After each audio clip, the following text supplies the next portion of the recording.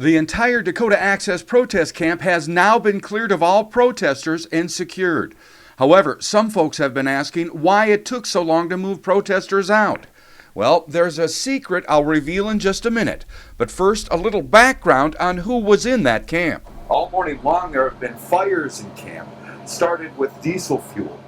Some of the protesters say it's part of their culture to burn down their structure in order to leave nothing behind and cleanse the site. Some of the folks in the camp were Standing Rock tribal members, and others came from all over the country.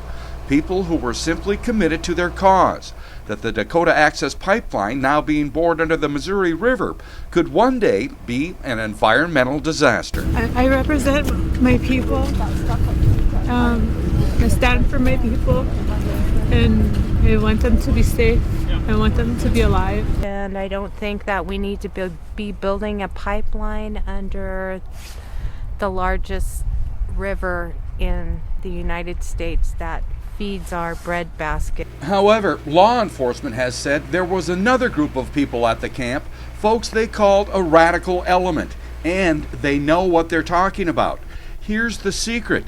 An official told me that law enforcement had an undercover agent living with protesters at the camp for an extended period of time. Law enforcement was well aware that some of the protesters had guns. It left law enforcement in a precarious situation. If they moved in with heavy force while hundreds of people were still around and a shot was fired, it could have had disastrous consequences for protesters and law enforcement if bullets had started flying. We don't have control of exactly what's going on. If there's any weapons, there could easily be a sniper situation. There's a lady called Red Fawn Phallus, shot 3 rounds. We could have 3 dead cops standing here today, so I don't want to hear about there being no weapons involved.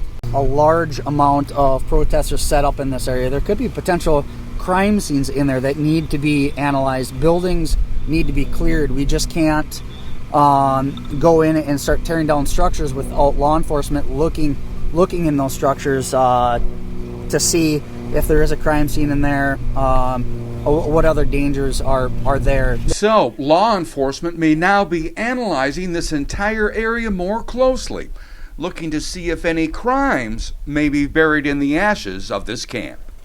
I'm Neil Carlson reporting for iNews.TV.